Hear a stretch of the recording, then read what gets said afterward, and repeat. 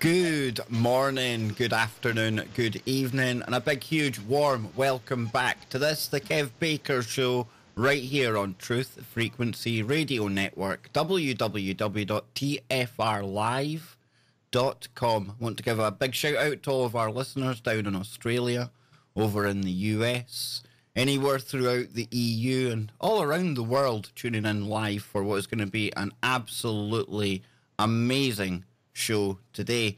And I've got Jimmy Jeans here to help me today because he was really quite instrumental in putting this show together. So, Jimmy, I'm going to quickly bring you on here, man. Really looking forward to this one, and we've got our serious heads on today, Jimmy. We often like to have a laugh and a joke, but from time to time we delve into the more serious aspects of what's going on in the world, and tonight is definitely going to be one of those occasions. And I have to thank you for bringing back to the show one amazing guest. Well, the last time this amazing guest was here on the Kev Baker Show, you guys got into a lot of subject matter that was, I say, very intense and ahead of its time. And I know Leo is happy to be here, and I'm super stoked too. And I just can't wait to hear from Leo because he always has his finger on the pulse of what's going on around the world, and especially having to do with anything in Italy and the Vatican. No, absolutely. And that's why I'm really excited about tonight's show. So for anyone out there who hasn't guessed it yet, we are going to be joined by Leo Zagami. And of course, Leo Zagami decided in 2006 to walk away from what he perceived as the criminal side of the New World Order after 3 years of internal conflicts. Zagami is still at present a Grand Master in the Freemasons. We'll be learning more about that as the show progresses. He often talks about the secret side of the Vatican that not many people know about. And he, of course, comes from what could be regarded as a bloodline. And it's quite interesting, in fact, because Leo's bloodlines actually connect to right here in Scotland. So I'm going to get Leo to tell him a bit more about himself because he's probably heard the same bio time and time again. So without any further ado, we're going to go live to Italy, no less. Yes, a very international flavour to the show tonight, to the quite brilliant Leo Zagami. Welcome to the show, Leo. Thank you for having me on again, Kevin. It's always a pleasure. And hello also to Jimmy for letting this happen. Thank you so much. Also because I will be seeing probably Jimmy this summer in California. So I'm looking forward to that too. And we are planning some maybe conferences around the place if that arises. But we will definitely bring myself around to meet more people like-minded and see what's going to happen. I mean, there is a lot at the moment that, of course, you know from the news, from all that regarding the Vatican and so on, but there is also an invisible side of things that I have also touched in my book, Invisible Master, but also in my latest book, volume 6.66, Confessions of an Illuminati, volume 6.66, which actually focuses for the first time on the hidden agenda of a structure which I have discovered operating from Russia. And this structure also collaborates with John Podesta. And it's very interesting because now we have this whole other drama also connected with John Podesta in New Zealand. So, I mean, this book that came out, of course, before the terrorist attack of New Zealand, though focuses on John Podesta and the links with Pier Giorgio Bassi, the Academy of the Illuminati in Rome, the Vatican, the Jesuits, and this secretive group that is operating from Moscow called the International Organization for the Destinies of the World. Which is gathering under Putin and this center for information analysis and strategies of situations. But all this is directed by a certain Alexei Savin, which is connected with the UFO phenomenon. For many years, they have operated this elite group in connection with these entities, extra-dimensional entities. And the KGB conducted, as we know, a very wide study on this unexplained phenomena near Vladimir-Moscow in 1984. And now this group, though, it's operating worldwide. So there is also the involvement of left-wing politicians like Hillary Clinton, top managers, professionals, and of course the Vatican Jesuits, who have even sent one of their most eminent representatives to Moscow, thanks to the intermediation of this Vatican Illuminati of Pier Giorgio Bassi, which I mentioned in my books in the past, connected to the Academy of the Illuminati in Rome. So these are not conspiracies, these are actually facts proven with credible references and credible journalists like somebody I know called Giacomo Amadori, who was capable of interviewing Pier Giorgio Bassi on this. So, I mean, it's very interesting that now we have this very strange connection here between the spirit cooking of Marina Abramovich, John Podesta, and Tony Podesta. Then we have the Russian Federation, and of course, the fact that they are manipulating the so-called Russian collusion on Trump, when the ones who are really colluded are, of course, the left-wing and progressive forces that were built after 1968 in all those leftist universities where they were gradually brainwashed. So, of course, for me, arriving this summer in America is a great opportunity, but it's also a great challenge for the people who want to open their minds a little bit more beyond the appearances, beyond what is sold to them as this is the left, this is the right, this is the center. There is, of course, some very gray areas, but there is also the fact that at the moment there is various groups from the New World Order that are clashing with each other, like I've been saying for many years. This clash has, brought me to even myself to stand with, part of it, which maybe is criticizable to a certain extent if you don't want to be part of this whole game. But if you want to play the actual political and geopolitical game, at one point you want to side with somebody who can actually change things. And Donald J. Trump has been that person at the moment. But I've also explained in my latest book, volume 6.66, something that maybe not many people have been thinking about. Why didn't Trump disclose anything about the UFO phenomena, as instead Hillary Clinton and John Podesta were predicting in the case Hillary will have become president? So why didn't Donald J. Trump follow that course of action? Because revealing the existence of these entities will feed into their own manipulation game, because they are not as good as some people, some New Agers, some people claim. These are demonic entities, most of them very manipulative. They feed, of course, information. They give power to certain elite groups.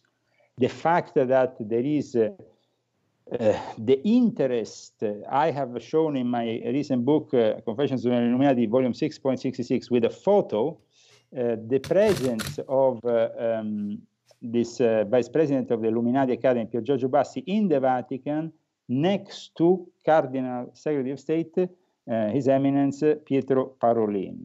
And that is like saying the number 2 in command of the Vatican. So we are talking here about evidence that I'm bringing also in my books, which are photos, documents, and incredible sources, because that's the problem, you see, that has been afflicting the conspiracy realm for so long, so-called conspiracy realm. And that's why at one point when you get into this whole and you actually manifest it in front of your eyes, it's not really a conspiracy, it's a reality. So it's an alternative reality they don't want you to see. It's as simple as that. The fact that they call it conspiracy theory is to diminish the importance and also to criticize it more effectively, because it never has the credibility in those academic circles. Like instead, I want to try to get to that interest also of the academic or the world of those people who are intellectually more capable. That's why at times my books have been criticized for not being an easy read, you know. But the thing is that you need to read them more than once if you don't understand them the first time. A bit like manuals that you will be picking up just elements from one and the other for your own research. That is just my books are made in a way that they can inspire people to further research in each topic. That's why the citations are given so that people can go and go further in the research, because otherwise these books will not be 300 or 400 pages. They will be 2,000, 3,000, 4,000 pages, but that's not the point of it, because I think that each person needs to then understand which side they want to maybe analyze further. Not everybody has the space and time in their lifetime to do that, so they might focus more on one side or the other. It is great to have, though, a full spectrum analysis of the whole New World Order, and that is what I'm trying to give with my books. So the problem here is, though, that they are politicizing also this conspiracy arena in a way, no? They have been manipulating it in the last few years. Well, that's the thing that's really shocked me, Leo, because thanks to the work of Alex Jones and David Icke and people like yourself over the years, I kind of maybe thought that the whole truth community, the conspirasphere, whatever name you want to put on this kind of section of society that we find ourselves in, I thought we'd all woken up to the fact that, you know, the left, right, there was no difference between the two, and no political side was going to get us out of this. But then in recent times, we've seen it going so political, and it's almost as if we're going backwards instead of forwards. Well, I mean, as I said, there is people like me that have decided to take a stance and participate even politically, geopolitically, in the case of supporting this or this other political force. There is people who have decided to not engage in that kind of game because it would mean taking sides. I understand that one wants to, of course, analyze everything from an independent point of view, right on top of everything. We want to be with the people who give us the freedom of talking. Now, also regarding Trump is in a moment that is very delicate here, because he might castrate himself if he doesn't support immediately an action against social media that are basically censoring conservative thought, including InfoWars, that has been the first victim, and myself, with hundreds of videos that have been purged overnight. And I'm very sad of that. Of course, there was a lot of work in it. But the fact is that this is a political move that demonstrates also the weakness of the enemy. Because if they can't do anything else than just censor people because they're afraid of listening to them, or even talking nonsense by saying things like Joe Rogan now is a right-wing kind of person because he has been hosting Alex Jones. I mean, it's ridiculous. You know, you can't think differently. I mean, I'm not saying that we are in the right necessarily, but you have to listen to what we have to say. Otherwise, this is not anymore a democracy, it's a dictatorship. And what is happening in California is very dangerous. California is very dangerous because it's there that is the home of the internet, the home of a certain culture that unfortunately is endorsing this behavior. And so if this behavior doesn't change, then you will have a dictatorship of the AI, of the artificial intelligence, of idiots like Elon Musk or the likes, who will be more and more in control, or Mark Zuckerberg, more in control. And of course, this is not acceptable if we want to maintain as a species an independence. Instead, you see, the great problem that people have not realized, and that's why I wanted to focus on that, especially in my latest book, which is The Age of Cyber Satan, Artificial Intelligence and Robotics, because in the end, this artificial intelligence is really the cyber Satan figure that will take over the system, and everybody will be microchipped, everybody will be aligned with this prophesied Well, Leo, disaster. now you are talking my language, because I've said for some time, call it the Antichrist, call it Satan, whatever name you want to put on this evil that's coming. I really do. I've always speculated that it's going to be some kind of AI-driven algorithm that's going to be presented as something that can work miracles, something that can, make everything all kumbaya for everyone. We'll all be in the hive mind, connected to this one AI. So it sounds like this book that you're putting together here is on a very similar theme altogether. Oh, well, the book is already out. It's going very well. It's been number one on eschatology. It's been number one in demonology. It's been number one also in demonology and Satanism in Amazon. It's been a very successful book for the last month. And so I'm very glad that it has come out right now, because it has been able to, I think, to give also a different aspect of technology that I wanted to bring out here. Because you see, half of the book is technologic. Other half of the book, though it draws you from the technological side, in the end it ends up with the rite of exorcism of the Roman Catholic Church, and the original rite before 1999 when it was censored, and why it was censored, and why certain elements have been omitted from this rite of exorcism. So the people understand how the actual demons are entering our dimension through the fact that the rite of exorcism is not anymore the rite of exorcism that was given at the time of the first Exorcist movie, just to give an idea. But it's like a completely different rite that, of course, people like Father Malachi Martin would have never accepted. But Father Malachi Martin died right at the moment in which they were actually pushing this new rite and this new reform, which will be the last one to touch the Second Vatican Council. So an implement of the Second Vatican Council that ended in December 1965 and gradually became implemented and changed the doctrine, the faith, and the last thing to change was the rite of exorcism, because they needed this element to weaken the barrier through which these extra-dimensional entities can enter our dimension. Now, when it comes also to virtual reality, that's another aspect that I wanted to touch in my book, because virtual reality, the VR, is a very important element that is surfacing now in this future cyber satanic game. It was forecasted in the Lone Mower Man movie in 1992, the famous science fiction film horror directed by Brent Leonard. You remember that film? Yeah. It was maybe at the time regarded as weird to see certain things, and I must say it's still a weird movie, and has some interesting elements in it. You can actually see that they use demonic seals at one point when he goes inside the machine of the VR.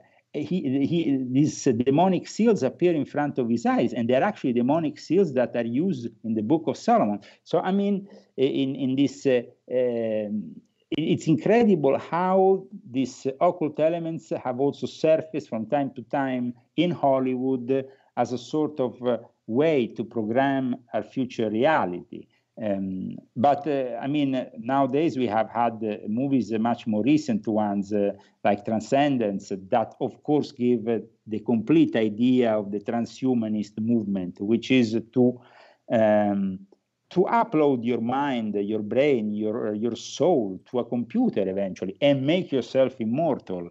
The possibility was, of course, given in that movie Transcendence from 2014. But this is what we are. We are being destroyed by Satan's virtual reality, and of course, the control comes through the World Wide Web, which I have defined in the cover of my latest book. You can see, if you go on the cover of the book, you can find now on Amazon, and you see on the cover of the book, you see www inside the 666, very thin. There is this www, because it gives also this interpretation of what 6666 is, the mark of the beast. No? So I'm very happy with my new book, but also terrified in the outcome of it, of course. So you have to be positive because you don't want to be negative. But the thing is, here we are playing with the end of the human race as we know it. The moment in which the human race will not think anymore is very close. We are about to embrace the full AI operational system in less than 10 years. That means that the future generations, they will not even know how to do the basic thought. I mean, here we are talking about an input system where the AI thinks for you the basic thoughts of the day will be done by the AI. Imagine how your brain is going to get screwed up in the process, and how, in the end, we're going to have this cyber god coming out, a bit like Stephen King's. He actually gave this title to the original book, which the Lan Mower man was based on, and it was called The Cyber God, this original booklet. And so the thing is that we are in front of a Pandora's box. It's opening, and it's of immense proportions, and we are willingly going into it with no...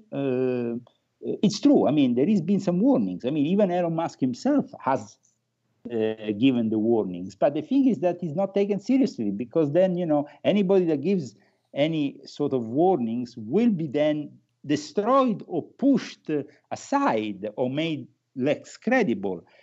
I must say that maybe not many people have realized this, but after Elon Musk has been on the Joe Rogan show a couple of times saying certain things, but he has some big problems in his own business. I mean, they are destroying Tesla Motors because now the big companies like BMW, Mercedes are already ready with their own electric cars. So they want them out of the way. And so they have been infiltrating his factories. There is, of course, a lot of industrial espionage, but there is also the fact that he is not judged as fit anymore. Why? Because he has spoken maybe too much about certain elements, like the AI being a demon that is very dangerous, more dangerous than probably even a nuclear weapon here. We are letting out a force of immense proportions that is already gradually, thanks to the smartphones, already entering our life. I mean, we are already not noticing it, but I mean, Leo, you've got Geordie Rose, who created the D-Wave, who literally calls it an altar to an alien god. And that's exactly what we're welcoming in here. Aliens, demons. This is a force that really doesn't have our best interest at heart at all, Leo. Well, that's why the Vatican is in it. And the Jesuits are already ready to embrace the artificial intelligence. And that's why the Jesuits have already organized for next year a summit in the Vatican based on artificial intelligence. And that's, you have to understand, the Jesuits are at the forefront of everything. Pierre Teilhard de Chardin inspired 2001: A Space Odyssey, inspired The Exorcist.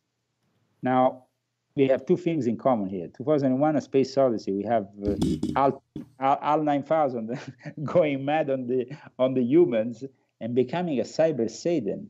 And then instead in The Exorcist, we have, the exorcism of a demon, of course, and that is pretty clear what it is. The actual room of Pierre Teilhard de Chardin, the place where he used to operate as a Jesuit, were copied to the detail in the film The Exorcist.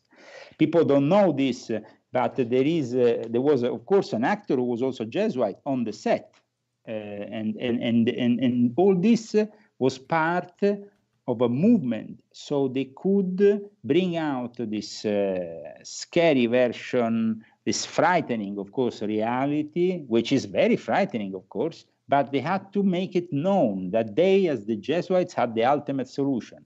Well, maybe they used to have the ultimate solution, but they were the ones who, in the end, corrupted the church and gradually corrupted the faith. So with the Second Vatican Council, they planted those seeds of destruction. And of course, there was the Black Masses started in the Vatican right at that point. You have to understand that for the moment in which the Second Vatican Council ends is December 1965. January 1966 is the year zero of Satan, the foundation also of Anton LaVey Church of Satan. California becomes the land of Satan.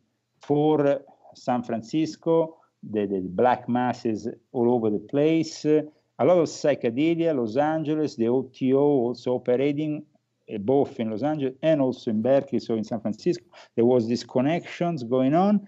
And what we have at one point, we have Charles Manson, we have certain things that, of course, surface in the media. Okay, Leo, hold that thought, because we are right on the break, sir. Never have we had such an information-filled start to the show. Leo Zagami, right here on the Kev Baker Show. Don't go anywhere.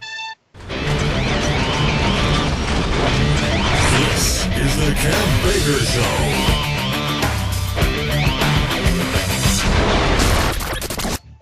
Leo Zagami live on the Kev Baker Show, dropping truth bombs every minute right there in the first segment of the show.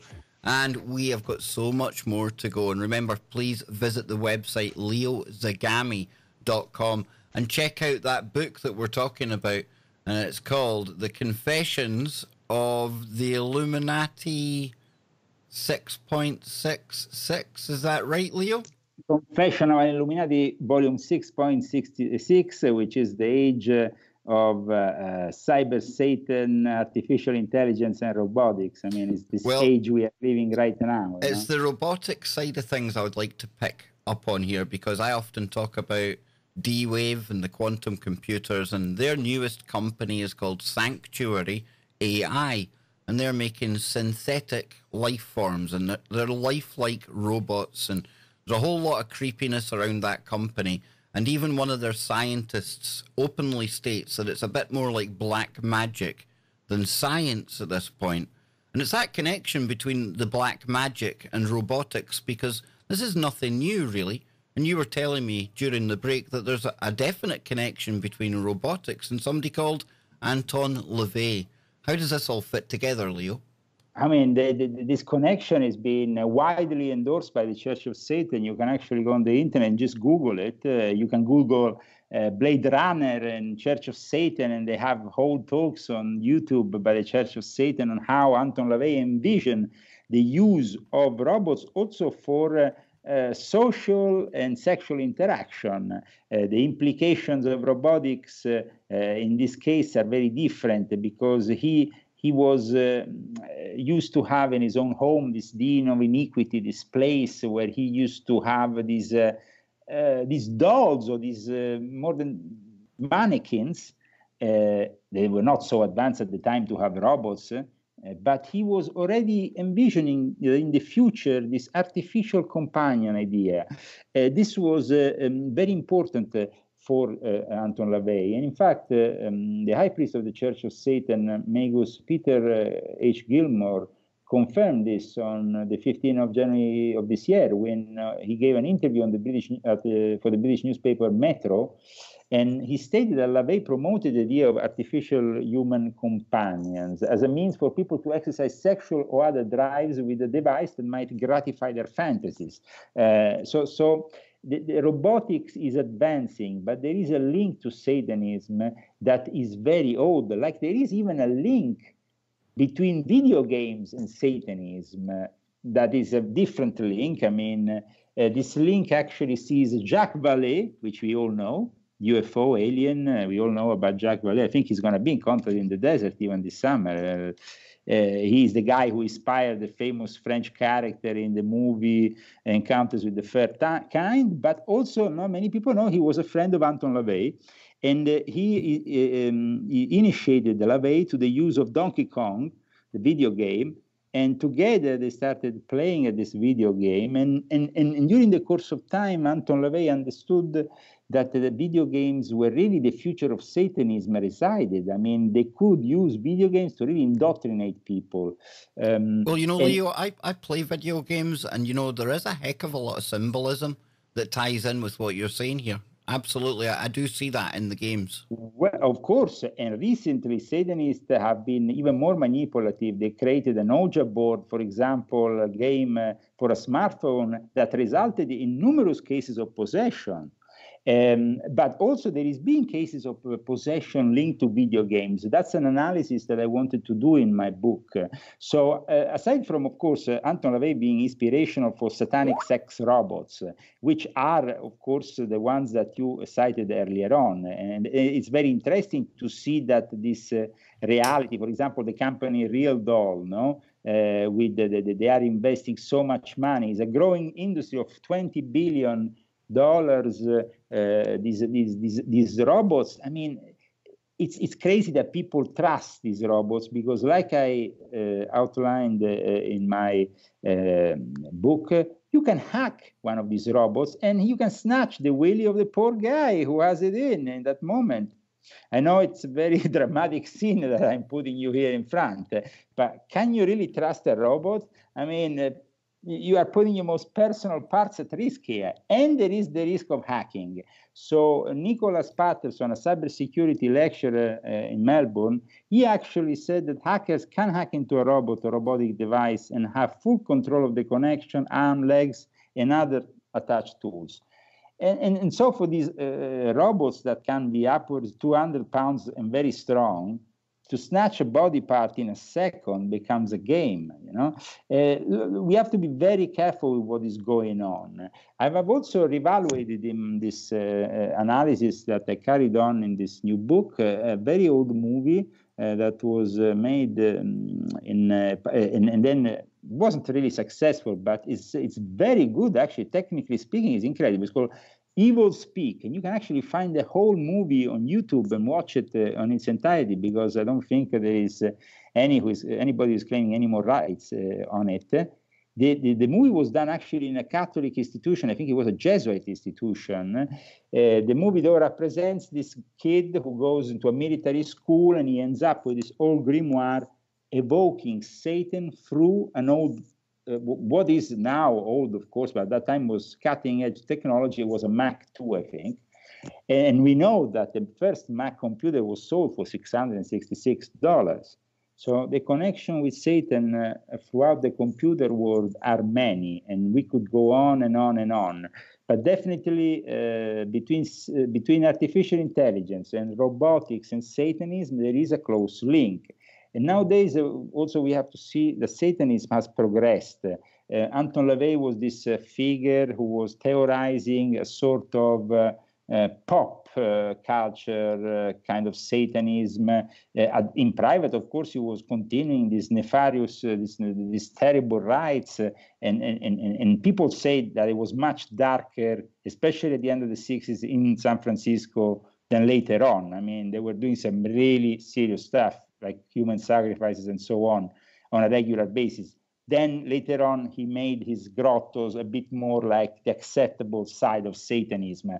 So to give the impression that Satanism could be gradually accepted in society. And he actually was successful in doing that more than others. But now, in the last few years, there is Lucien Greaves, who has instead created the Satanic Temple. Now, why do I talk about him? Well, Lucien Greaves is very important for the development of Satanism because with the birth of the Satanic Temple in 2013, we see the first satanic lobbying politics, and they are aligned with the Democratic Party, with the left wing, with the Islamic. They even endorse Islam. I mean, they do, but they are linked to all this. I mean, they're openly endorsing late-time abortions. They are endorsing all kinds of left-wing ideas. But even the more progressive, demented mondialist idea that you can have on the book, they are all part of the Satanic Temple, non-theistic religious and political activism. We have seen them with their big Baphomet statue in Detroit when they founded this Satanic Temple, and it was strangely enough reported in every single media, not only in America but around the world. It was obviously a development of Satanism to make it really more acceptable, because now they are lobbying politicians to have statues of Baphomet in plain sight. They are lobbying politicians to teach Satanism to young children at school with text. That's what Lucien Greaves has been doing with his Satanic Temple. So you see, and even that Satanic Temple, Leo. I mean, there was even Sabrina the Teenage Witch. There's a new version of that show on Netflix. And they actually sued Netflix and won millions of dollars because they were using the same Baphomet figure. And you see this Baphomet, it's everywhere now. I find it really strange that Netflix could pay for a figure that was not designed by some Frenchman who was Eliphas Levi a long time ago. Like the symbol that Anton LaVey is using was designed by another Frenchman. I think it was Stanislao de Guaita, always in the same period. In the 1880s and so on, later on. That was the period in which this symbol started to surface. In France, there was, for a long time, the biggest satanic community. The first satanic mass was celebrated in France in the 15th century, 15th or 16th, I think it was the 16th century maybe. But it was connected to Caterina de' Medici. Who was Caterina de' Medici? She was an Italian noble woman who married with the King of France, became the queen in charge of everything.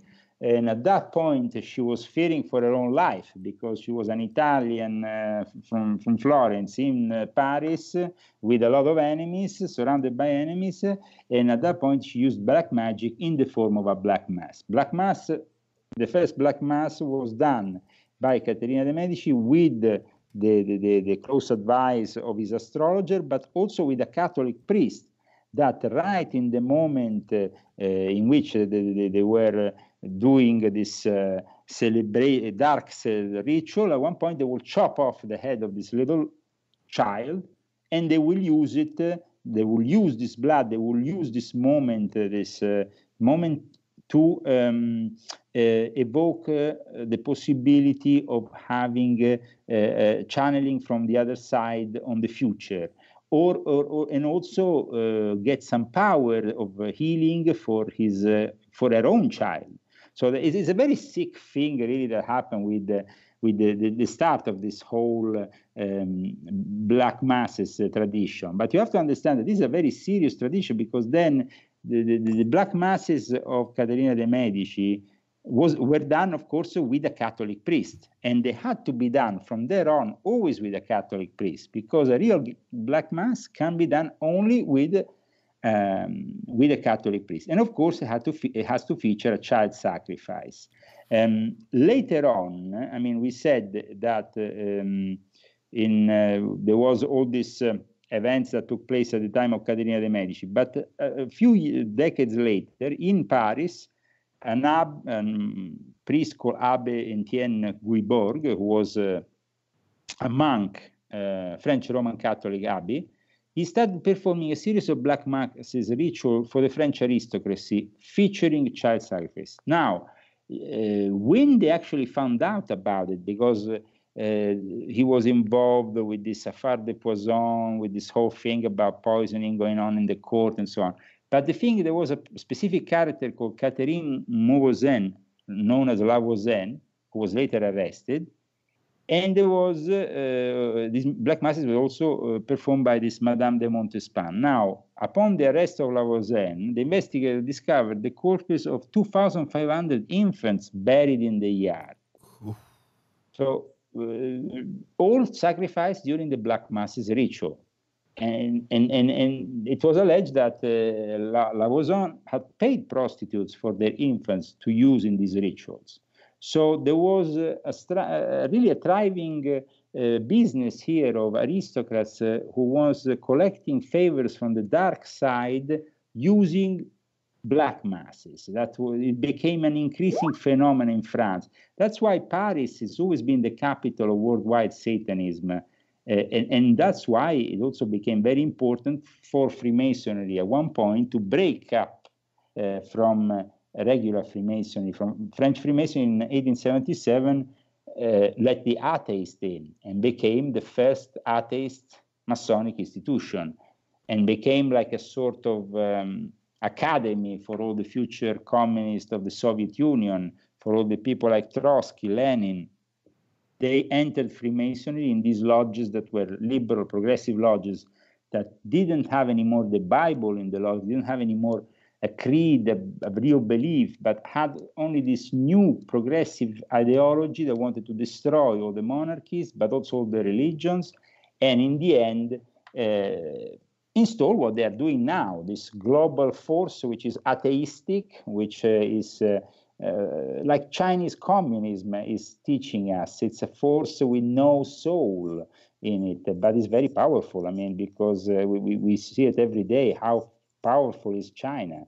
And they are really this force that now is wanting to enter also Europe. And so they are arriving in Italy. Now the Italian Prime Minister today has welcomed the arrival that is going to basically see the Chinese president in Rome, then also in Palermo, Rome again, meeting with the Pope, meeting with the Italian president, the Prime Minister, and all the various people in charge, because Italy, unfortunately, pushed also by the Vatican, that with the Jesuits has always worked since the beginning, the very foundation of the Jesuit order, with China. Francisco Saverio, the first, this important missionary of Ignazio Loyola, was sent to China. And there is a shrine to the Jesuit Francisco Saverio. The guy who really Pope Francis is inspiring with his name is not Saint Francis like we all think Saint Francis. That is the official version that is given to the common folk. But the real Saint Francis, Saint Francis of Saverio, is a completely different Saint Francis. He's a Saint Francis of the Jesuit, who was a missionary that Saint Ignazio Loyola sent in the Far East, in China. And of course, he became friend with the emperor. He became the link. He opened the further links between the Vatican and China, and so they could open the Silk Route. That they could really formalize the Silk Route that was coming from Venice. So, I mean, this is not like a conspiracy here I'm talking about, or fiction. You can just go on, even on Wikipedia and find this. I mean, it's like you just need to study the history of the Jesuits to understand how important they were also in this Silk Route, which was very important, as you know, economically. And now that there is this new Silk Route, what does it mean? It means a train that will leave Beijing and will arrive in Lyon, will arrive in Turin, will arrive in even in Rome, but also will arrive in the ports of Italy that we are opening, unfortunately, if they sign this deal now and give all the infrastructures of Italy open to the Chinese. And they're basically selling off for money. It's terrible. But not only that, they're also giving them golden power 5G control with Huawei, which has been banned, as we know, by President Trump, and instead is still used extensively here in Europe, especially here in Italy. So the thing is that they have, Chinese in control of a system that they themselves are already abusing. Because, for example, if you are in China and you have a bad credit score, you're not able to take a passport, you're not able to be taken seriously, you are basically treated by the communist dictatorship like you will expect a dictatorship to treat you. The big problem here with the left-wing mentality, people that come from an idealistic point of view of the left, meaning like the Che Guevara revolutionary kind of idea, or the Fidel Castro. Let's take out of, these, apart from these ideas, are over-romanticized, and they're completely built on fantasies, because Che Guevara was a 33-degree Freemason, Fidel Castro the same. They were, the whole thing was never as natural and came out, of course, of a geopolitical game with Russia. Everything has been aligned also with the Jesuits, who have always remained in control in Cuba, and that was demonstrated. When the brother of Fidel Castro received the Pope, and then the Pope, wanted to see Fidel Castro. Wow, great! We are all Jesuits. That's it, man.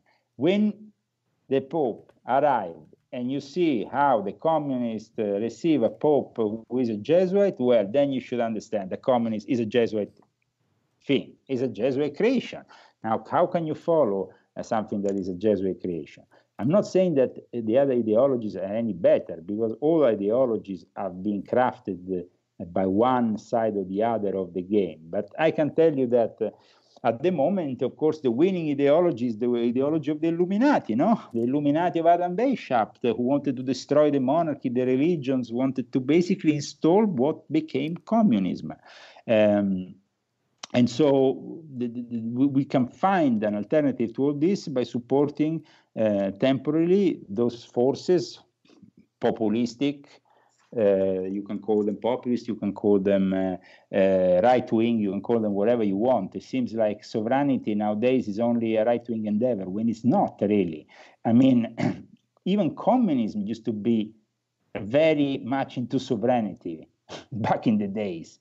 Nowadays, it's just we have a distorted vision of things, because the mondialists who are on top, and they're very elitarian, like to implement this whole communistic bullshit on the rest of the population, because then they can more easily rule the real power behind closed doors in those lodges where it's all very hierarchical and where there doesn't exist the rubbish of the outside propaganda.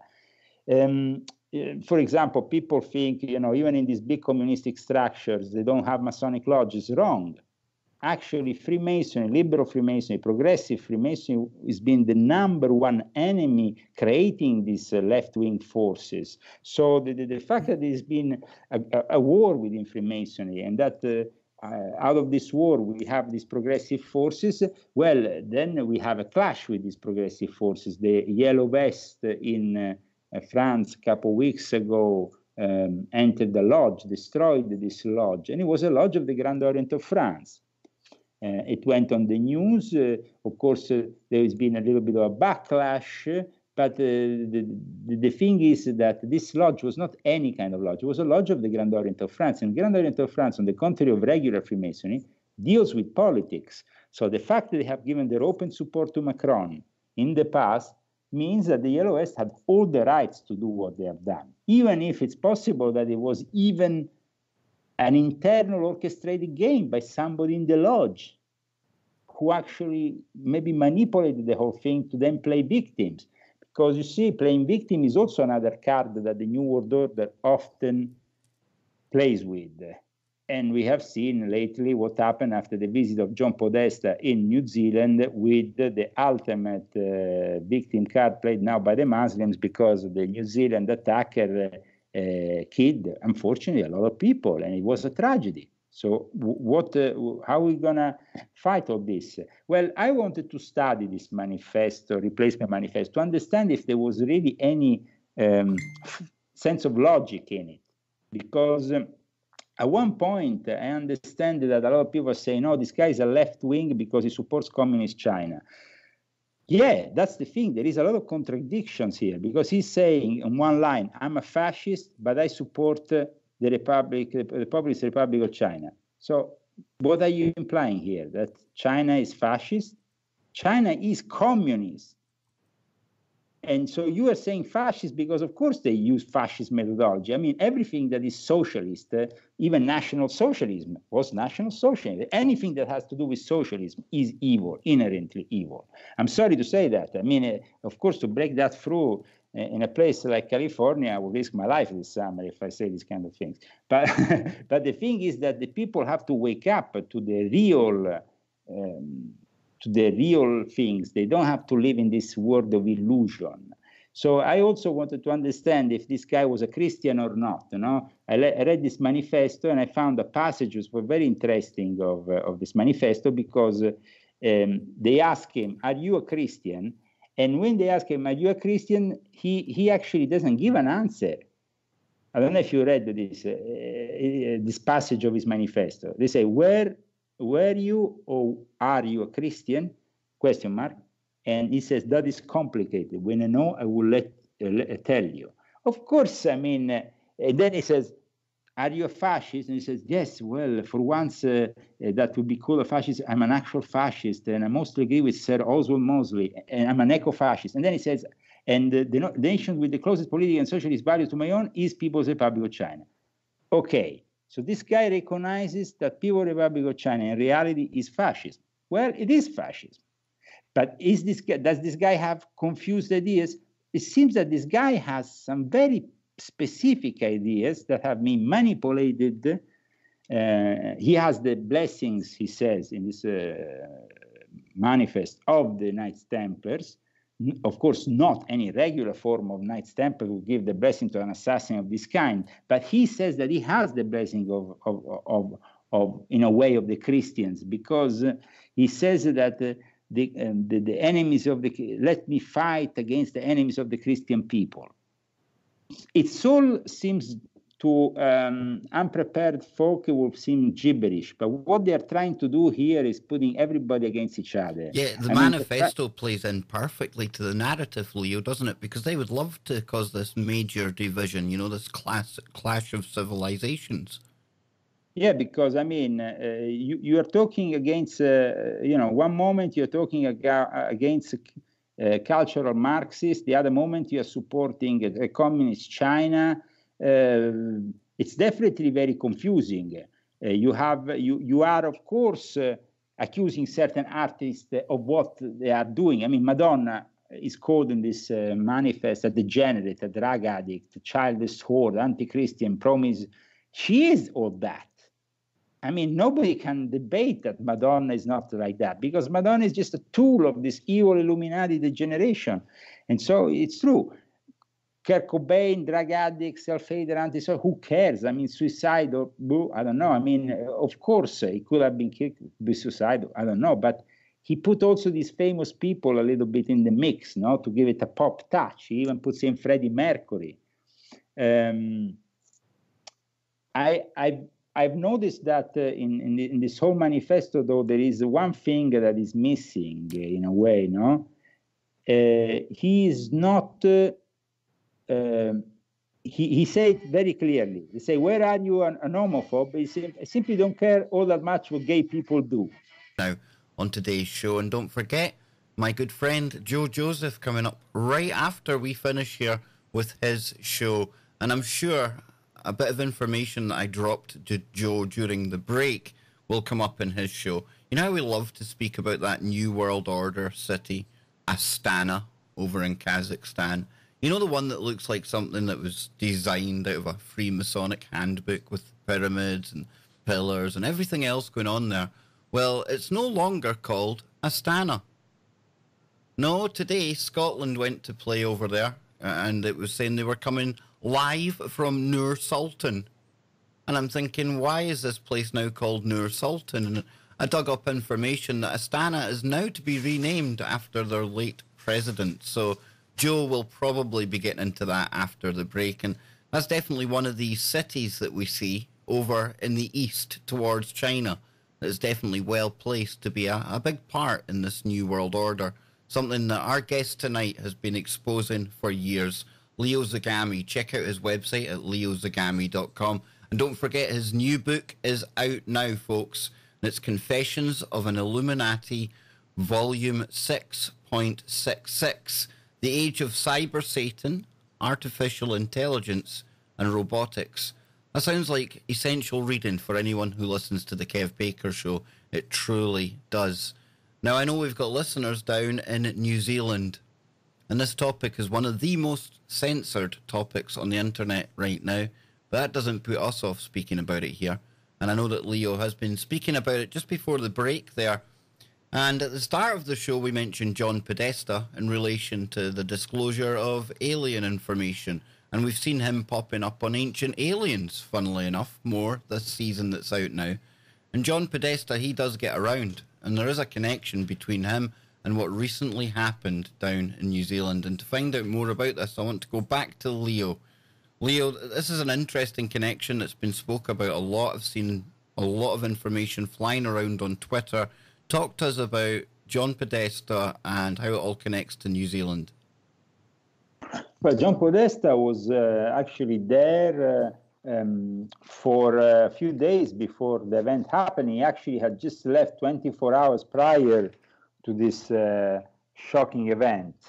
And I was impressed by seeing certain synchronicities, and then at the end I thought they can't really be only synchronicities. It's like, this seems like a well orchestrated plot, because John Podesta is basically there for a global progressive event.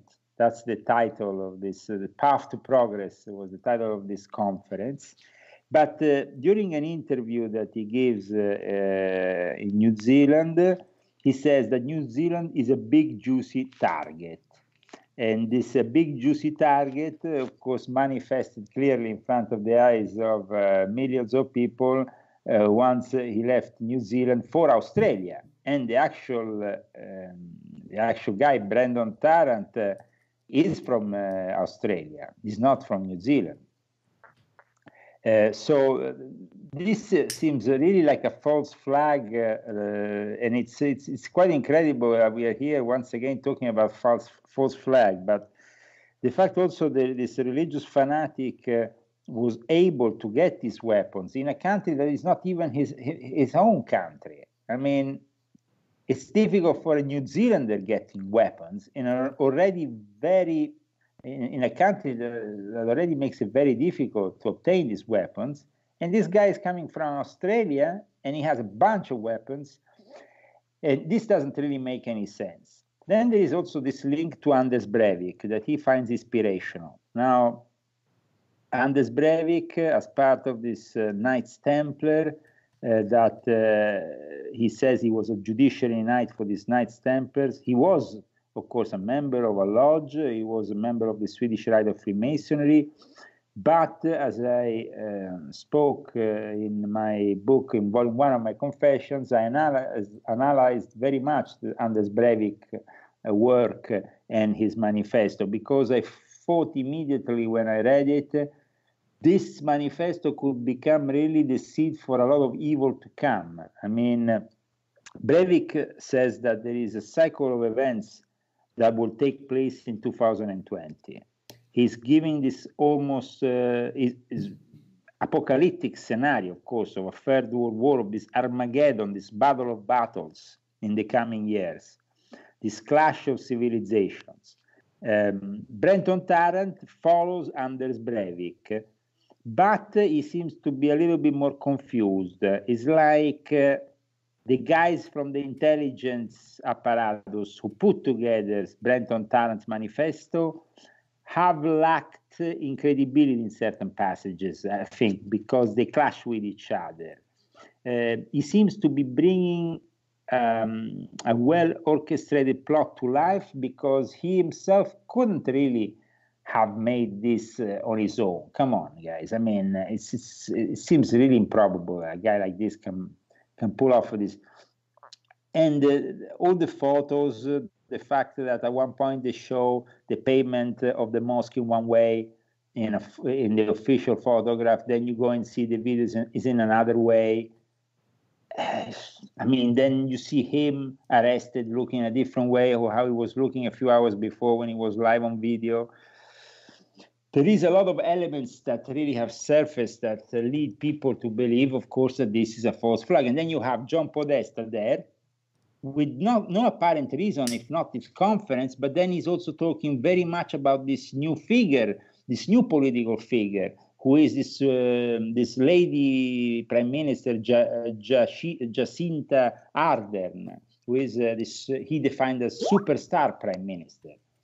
Why did he give all this emphasis on this Prime Minister a week before the terrorist attack? And then Jacinta Ardern now becomes this total lefty, progressive, ideal force right out of the, right out of a Hillary Clinton kind of context. You have her, she's a typical lefty, completely brainwashed by the leftist ideology. And of course, inevitably, Leo, this has already been used, to grab the assault-style weapons that this guy got his hands on somehow. So this was inevitable that, they would use it for this. John Podesta, a week before, says, before the terrorist attack, he says, she's made an impression on the world. She's somebody that people are paying attention to. Wow.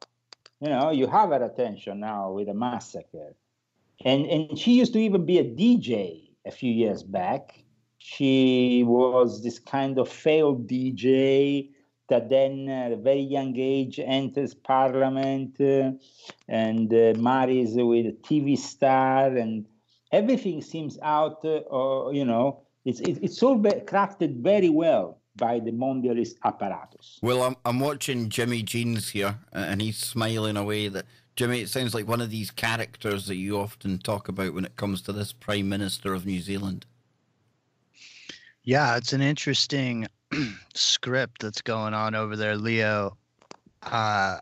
Especially since, I mean, I agree with you. It looks like an operator here, simply because, when an operator arrives to do business, they get handed everything they're going to need for whatever it is they're going to be doing. So if somebody gets hired to go, say, because there was a drill going on at the same time as this, they hire somebody, they say, hey, we need you to come in here and pretend you're going to do, say, this or that. And when you show up, you get whatever you get for the mission, and you run around and shoot blanks. And then in the training mission, everybody gets to see what happens in an event, And so I'll tell you what was interesting, Leo, and I'm sure you're going to also, I'm sure you'll have much to say on this, is he seems to be flashing the black hole sun.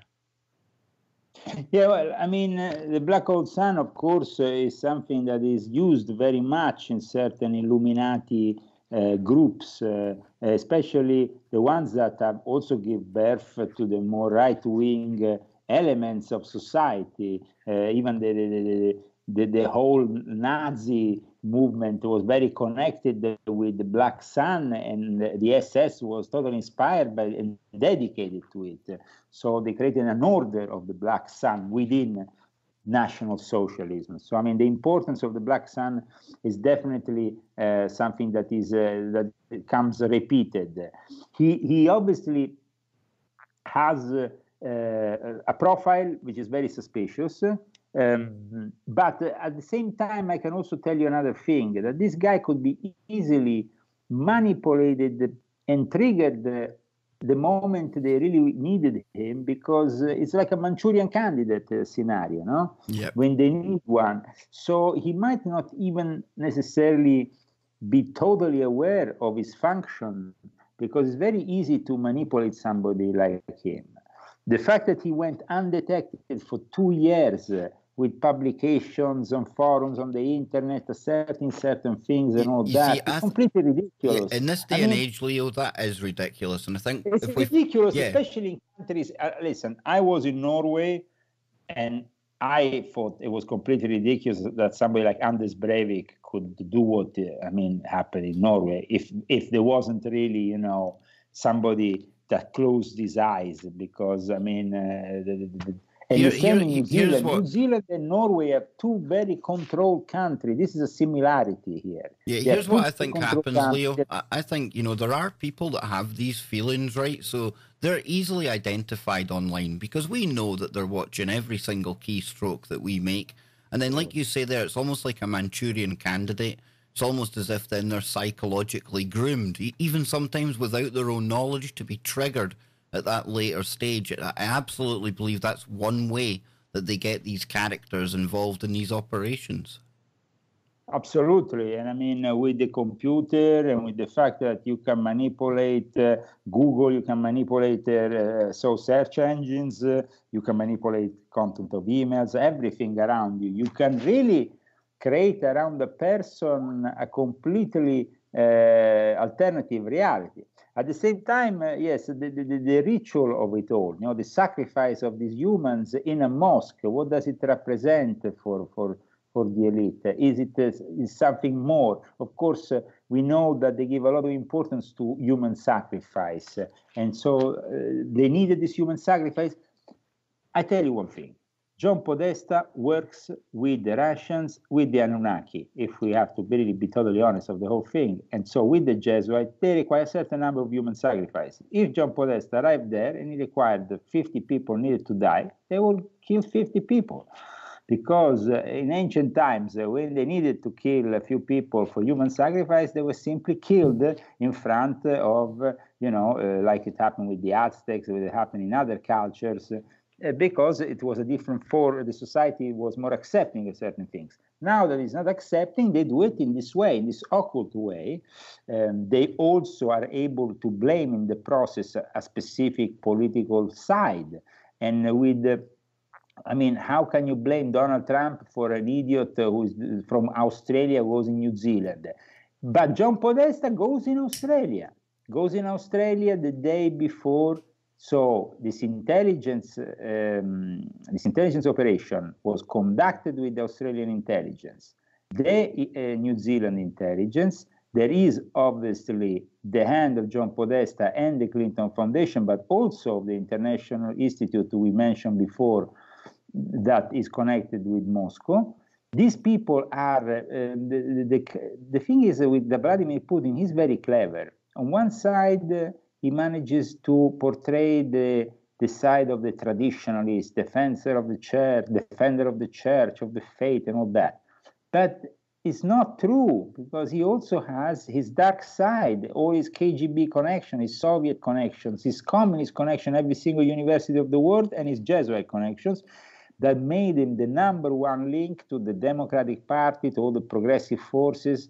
And that's why the Hillary Clinton and those people, the whole uranium thing, with there is a lot of elements that are not analyzed further by the media, because they prefer instead to accuse Donald Trump of being colluded with Russia. Trump is just a businessman. The maximum he could do is a Trump Tower in Moscow. These people are much more evil. They are after the uranium. They were after deals with these extra-dimensional demonic forces that, of course, have chosen Moscow as an intermediary with the Vatican and with the rest of the world. We're talking here about this should be, in an ideal world, dear Jimmy and Kev, this should be the subject of this year of Conflict in the Desert or any conference on UFOs. When you have John Podesta spotted in a restaurant in Rome in 2016. I give the name of the restaurant, the people who witnessed the whole thing, Dago Spia, Roberto D'Agostino, Giacomo Modori, who reports on 2 different articles on one of the main Italian newspapers that this was happening. And they discuss in this restaurant meeting, John Podesta and this Illuminati member, the psychotronic weapons that Russia has in connection with the aliens, and the fact that Vladimir Putin, when he makes a decision, puts a cask on his head to protect himself from psychotronic weapons, makes you understand that, of course, there is something wrong in this world if we have to believe in the whole thing, the ancient aliens and all that. Okay, great, guys, but what is happening now? This is what is the element that unfortunately is missing, I think, and that's what I try to give in my book also, The Invisible Master, the puppeteer's hidden power. So, Leo, would you say these aliens, these entities are trying to psychotronically affect world leaders? Well, they will also manage to do that thanks to the 5G. That is going to be the next level of control, no? Yeah. And so that's why China is right there. It's right there with 5G. It's right there with taking control of communist Europe. Because, guys, I'm announcing here today is the 21st of March 2019. Probably people will be listening for this for a long time, for this interview today, I hope. And China is invading Europe, technologically, economically, and at this point, with the 5G implementation of their own socialistic, communistic agenda on an EU, which is already based on socialistic views, and is basically the biggest exponents of the EU are a Soviet agent from the Stasi, which is Angela Merkel, who is an expert, by the way, on nuclear power. She was an experiment. She's actually a scientist. Yeah, she's literally a nuclear physicist. That's it. So this is where we want to go. Well, let's discuss the real thing. Here, if we really wanted to free this world, we should immediately arrest the Pope, Hillary Clinton, Obama, half of the CIA that is indoctrinated in Georgetown. We should basically force the whole of the EU bureaucrats with the Juncker all in a FEMA camp, put them all together, boom, flash them all in. And then we should isolate them from the rest of society. This is impossible because they are the ones who want to isolate us. And they actually, at the moment, have more power than us technologically, because Silicon Valley is giving them this power, because the Zuckerberg, the various people that are in charge, Apple, Twitter, with that idiot of Jack Dorsey, that guy. I mean, these people and all of this, Leo, all of this connects back into the artificial intelligence side of things that we were speaking about earlier on in the show. Absolutely, because in the end, they will give all this power in the hands of this artificial intelligence that has already been experimented also recently in a religious field with a robot which directed a meditation in a Buddhist temple. This is an experiment, just one of the many experiments. But then you have the United Nations ambassador Sophia, the robot that becomes the ambassador of the robotics, the nice face of robotics in all the interviews with all these famous actors and idiots who want to promote. Interesting little anecdote about Sophia. Leo, you'll like this. But her creator, Ben Goertzel, that guy that wears the crazier hats, and our friend Jimmy Jeans here.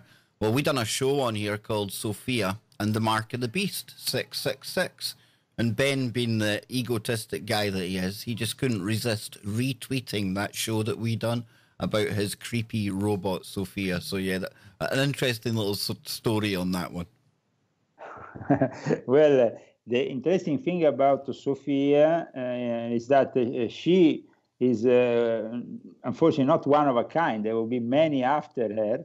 The other thing is that Abu Dhabi and Saudi Arabia are the biggest investors in artificial intelligence, but also Abu Dhabi has endorsed this program for robotics, also like Robocops. And also you've got the new city that they're proposing, Leo, called NEOM, and that's going to be the new city in the desert. That's going to be one of these smart cities like I live in here in Glasgow, and it's all going to be artificially intelligent. And of course, Sophia the robot, she's the first robotic citizen of Saudi Arabia.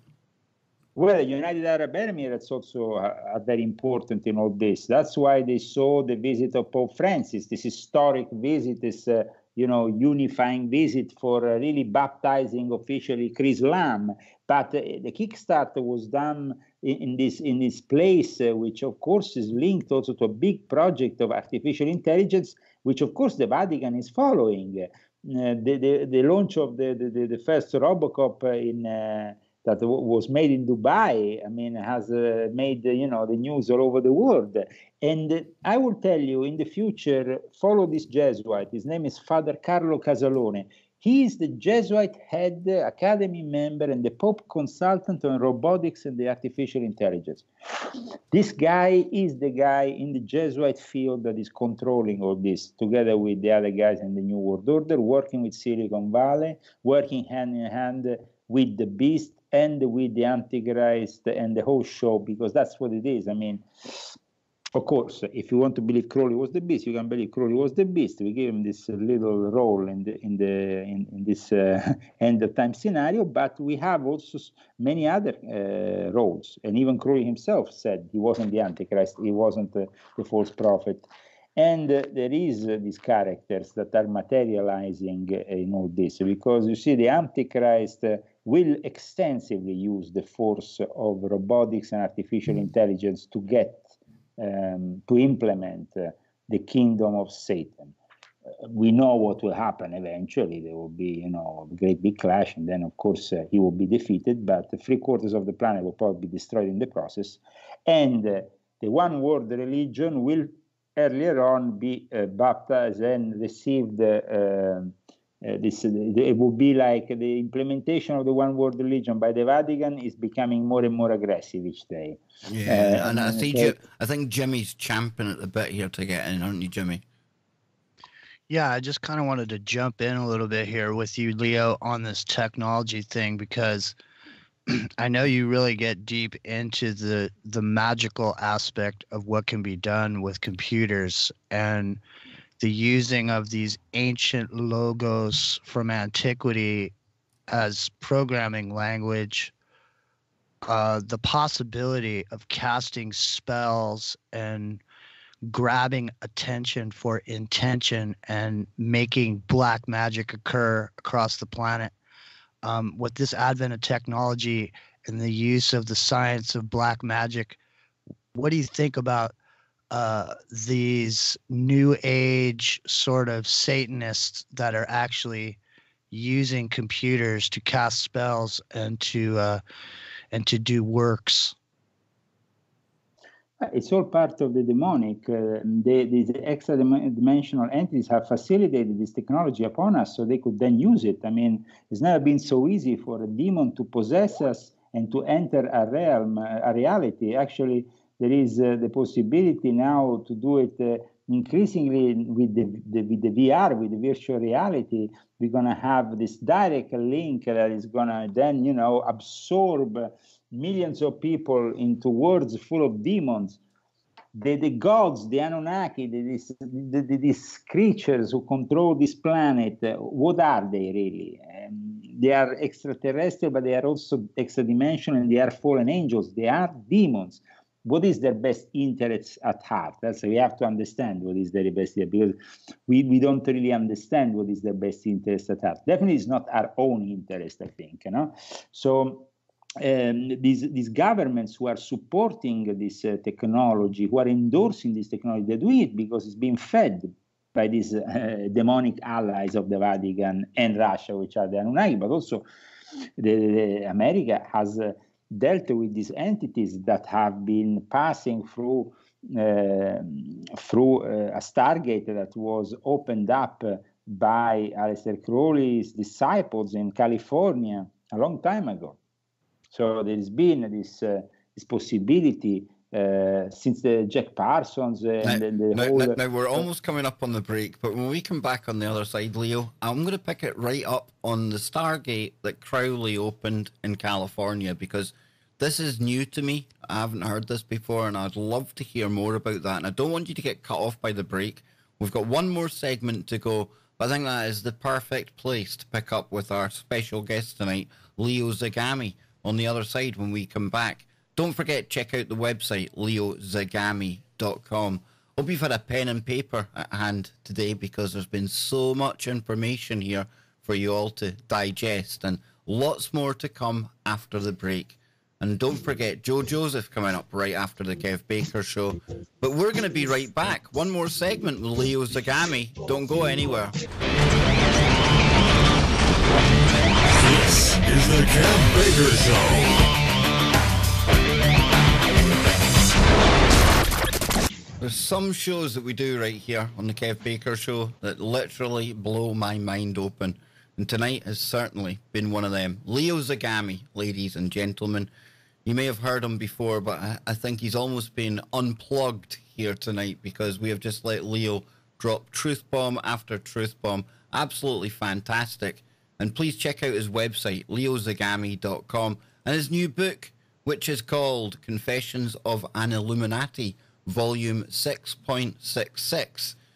The Age of Cyber Satan, Artificial Intelligence and Robotics. You can get that over at Amazon. But check out the website. And interestingly enough, we left it on a bit of a cliffhanger.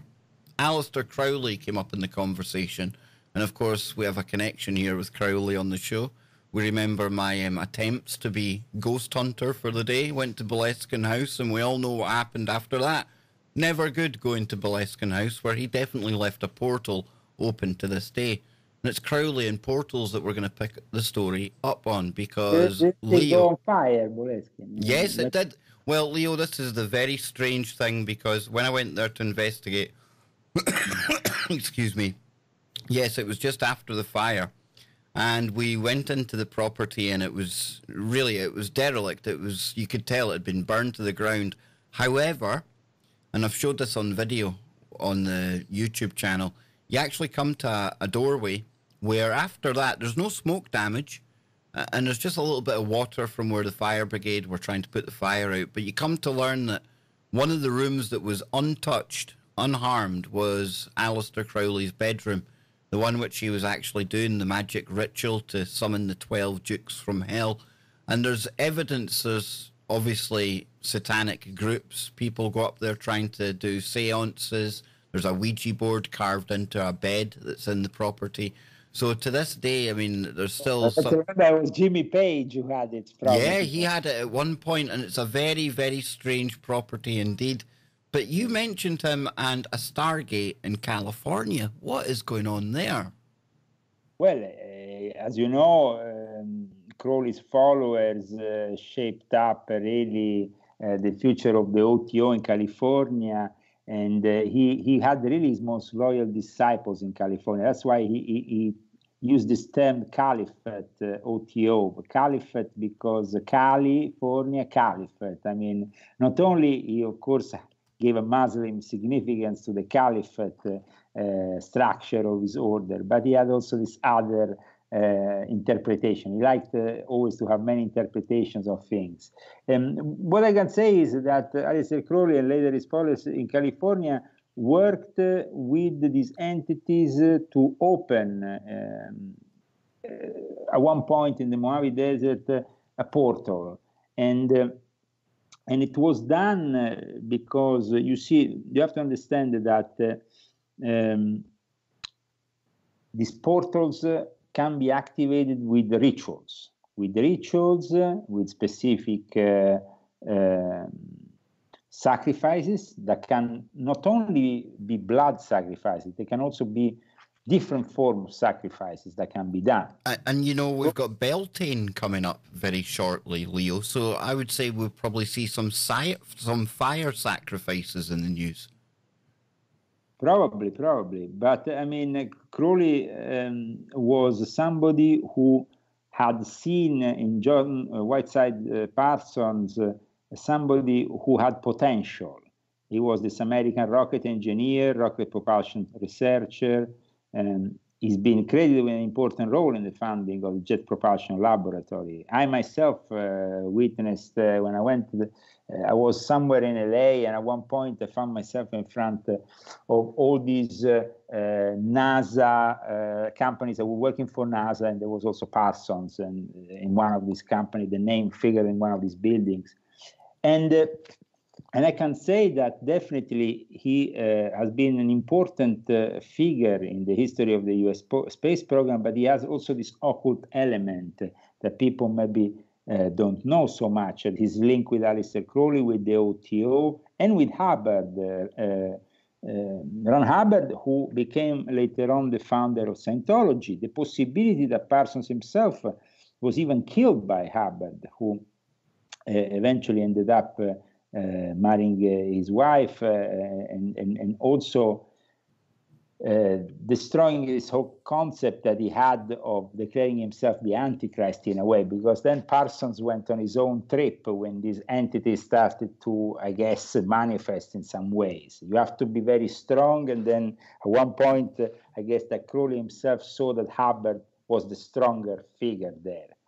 And that, of course, gave Hubbard the possibility later on to have some very strong occult foundations for his future religion, of Scientology. He had a lot of knowledge about what these entities, these old ones, these characters, you know, a bit of Lovecraftian kind of characters that though exist. And the actual method of contact developed by certain Illuminati groups that have dealt for a long time with these alien overlords, these UFOs, understanding their nature, has never been revealed. So I decided to make a book about it, which is called Invisible Master. And it's a particular book. It's not part of the Confession series, though in Italy I actually published it as volume 4. And that's why from my series is missing volume 4, because in America the distributors IPG decided then with Brad to publish it as Invisible Master. And so The Puppeteer's Hidden Power, Invisible Master, is a book that I find interesting because it gives you this way this concept of going behind the scenes and seeing how these entities were actually manifested, evoked by these secret societies, each one in their own particular way, and also how some prophets got in contact with superior entities, angelic entities, aside from the witch doctors and the various agents of the Illuminati and so on, who have always been in contact with these invisible masters, some of them positive, some of them negative. We find that, for example, they come into this dimension through these wormholes, no?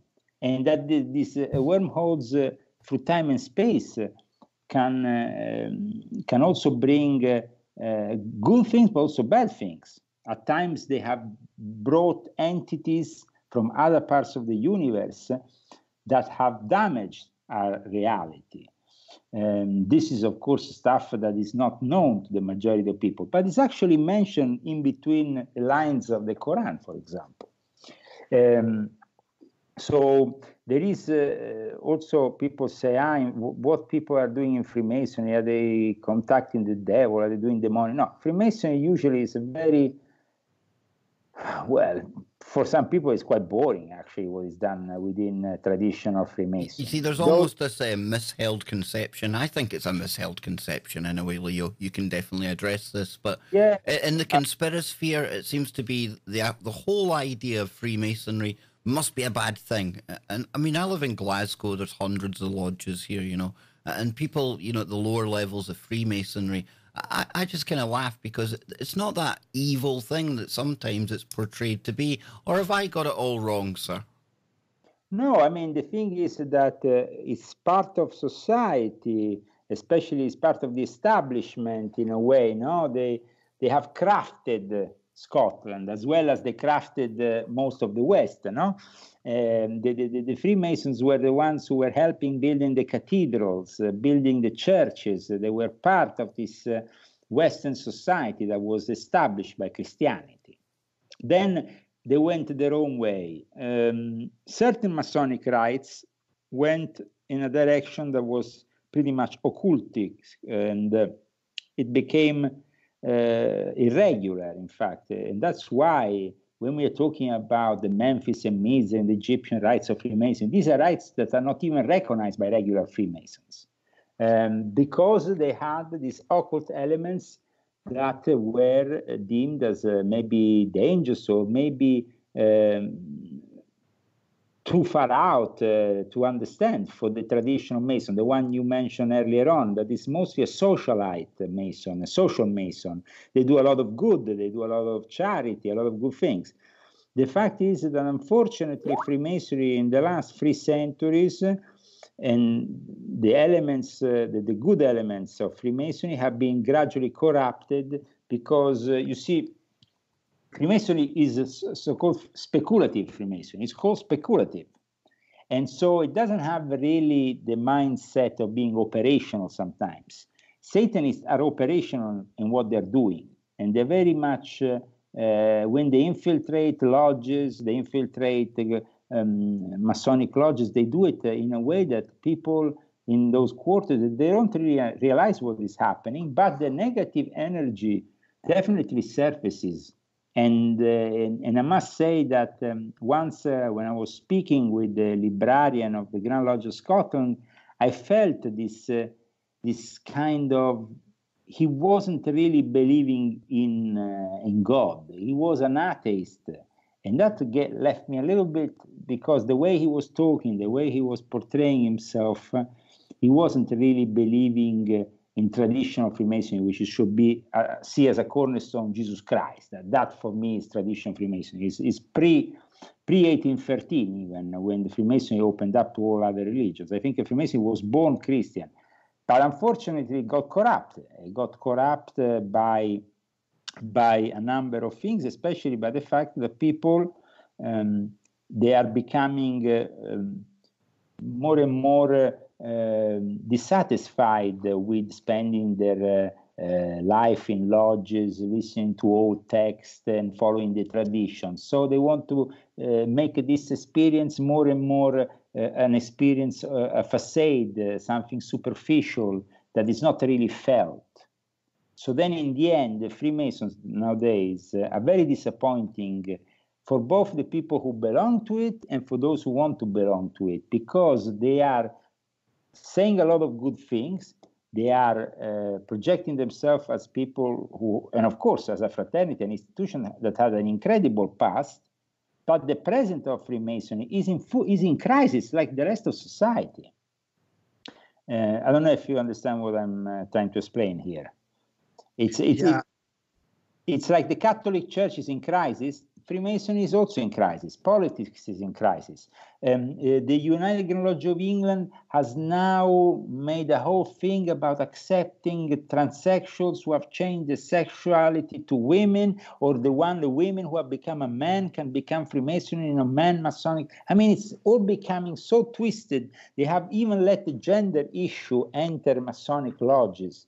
And this is it's also it's interesting too, because of the corruption of the lodge in a way that is seemingly invisible to everyone else, because in the lodge, it's invisible, but in the end I lived it on my own. When I was in the Great Queen Street in London, at one point after a couple of years, well, I started to have problems, and then in the end I was kicked out, or actually I was demanded to join a Masonic tribunal, which I refused to do. I prefer to do a schism instead. But in any case, I was invited there because the OTO, the Ordo Templi Orientis, and I have this document still in my folders, had convinced my lodge in London that I had to be trialed. So this is what I mean. And at the same time, I was investigating for another lodge, the Quota Coronati, Robert Gilbert and John Hamill, who is the director of communication that goes on History Channel saying, oh, Freemasonry is all serious, blah, blah, blah. But I was investigating Satanism within the Società Rosicruciana in Anglia, which is the Rosicrucians of at that time of the United Lodge of England, that were infiltrated by the OTO of Aleister Crowley. So we always find a lot of confusion also in regards to Aleister Crowley, because he wasn't a traditional Freemason. He belonged to the Grand Lodge of France, that at that time was already irregular. He then was capable of gaining a lot of Masonic degrees all over the world, but he said to actually have gone in Great Queen Street and be able to attend the Masonic lodges, though there is no recording that has ever been presented.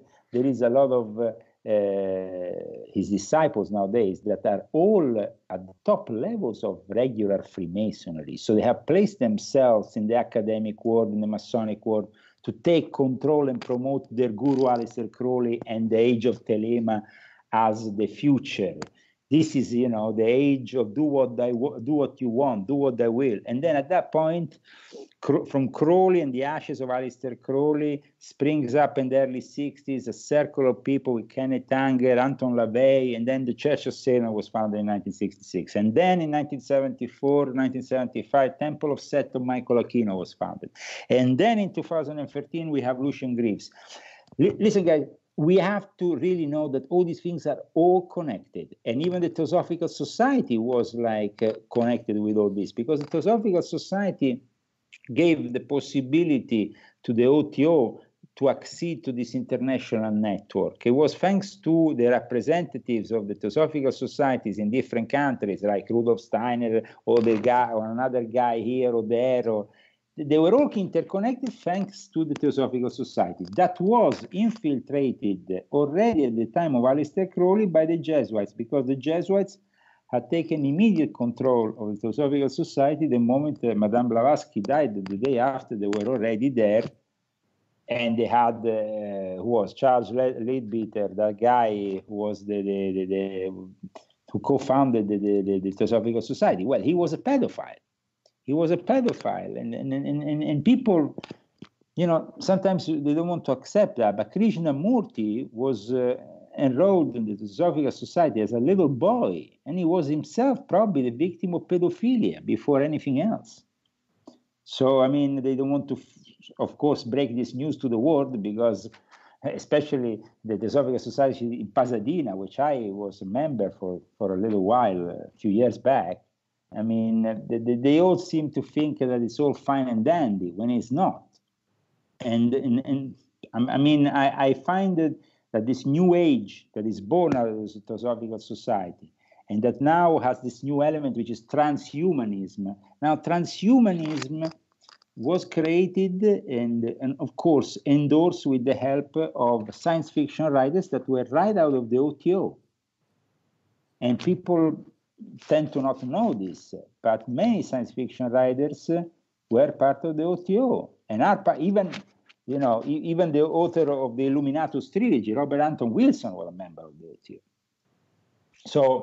So you have an enormous amount of influence in the culture by these people. They have been able to manipulate society. They have been able to make Satanism more acceptable.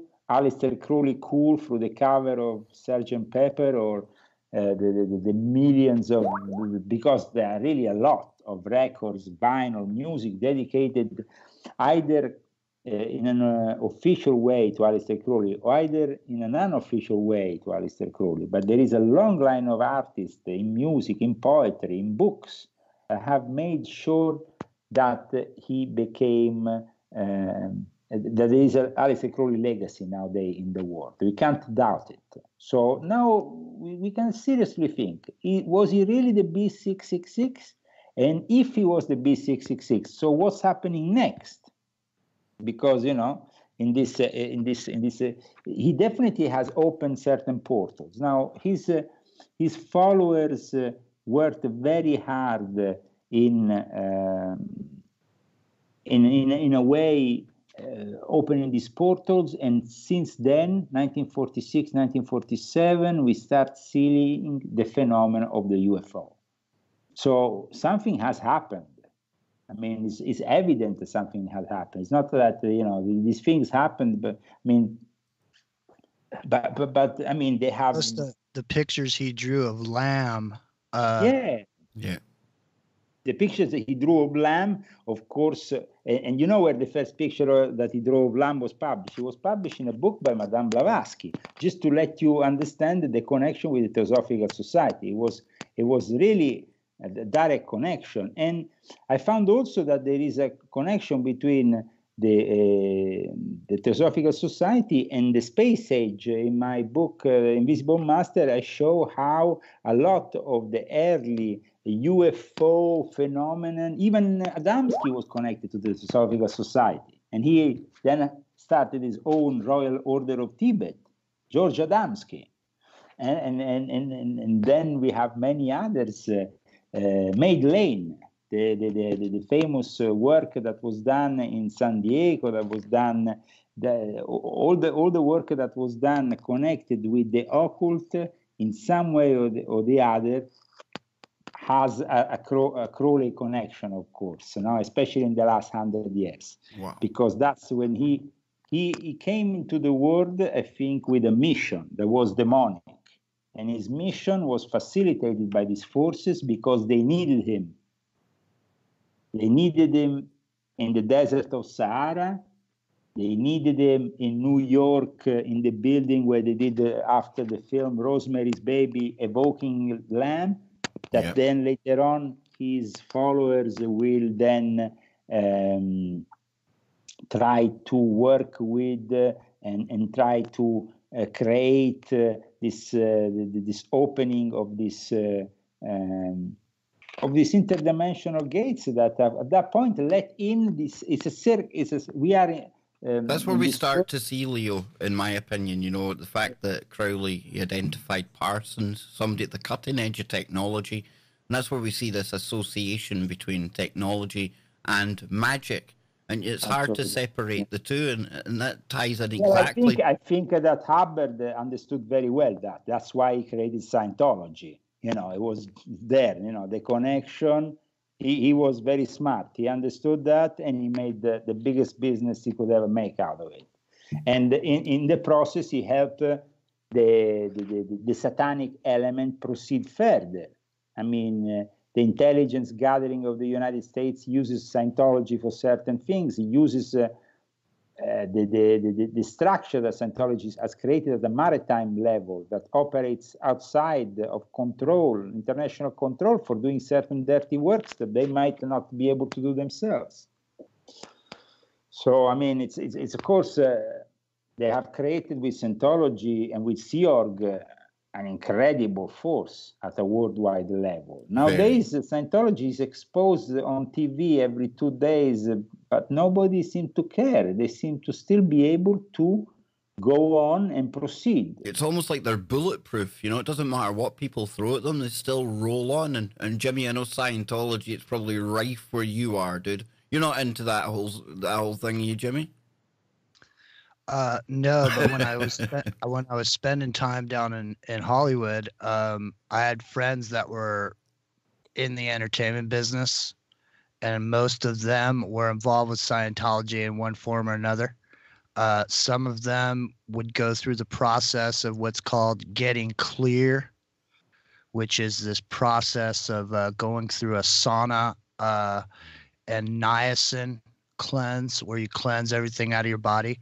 But you have to get to a certain point before you get to be able to get clear.